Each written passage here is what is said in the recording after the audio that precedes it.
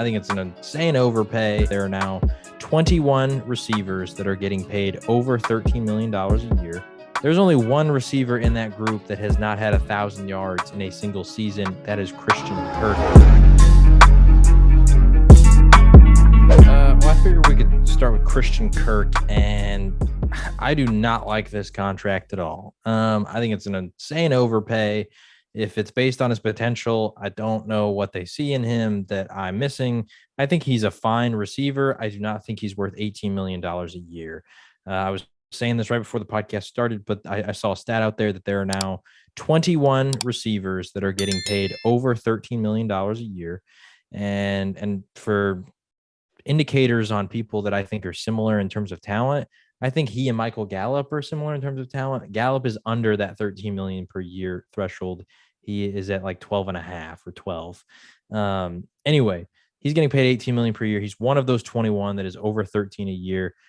There's only one receiver in that group that has not had 1,000 yards in a single season. That is Christian Kirk. He is now the third highest paid wide receiver in the NFL. And that is just absolutely ridiculous to me. I don't think he's worth it.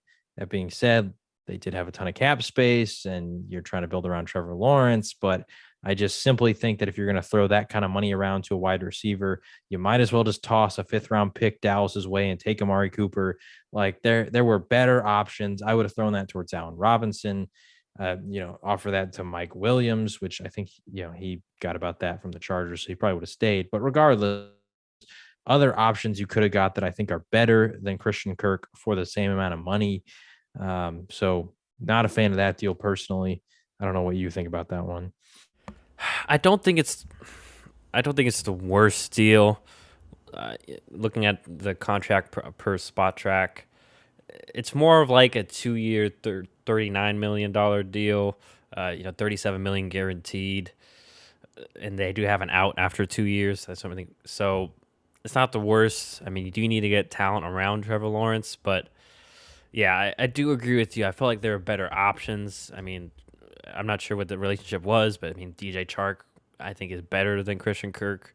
Not to say Christian Kirk's not good. I think we've seen he has explosive ability. He's a good receiver, but never, maybe it was due to scheme, but never really was the consistent production. You mentioned, not having a 1,000-yard season. Didn't have consistent production in Arizona. You can't say it's not because of the quarterback, because we know Kyler Murray, even though they've had their ups and downs, he's still a top echelon quarterback, top 16 guy. Maybe Doug Peterson really likes him and knows what role he'll thrive in. Maybe, we saw Nelson Aguilar thrive in that offense the year they went to the Super Bowl. Once again, there's still question marks. Like we still have question marks by Doug Peterson, because once Frank Reich left, that offense really fell apart creatively.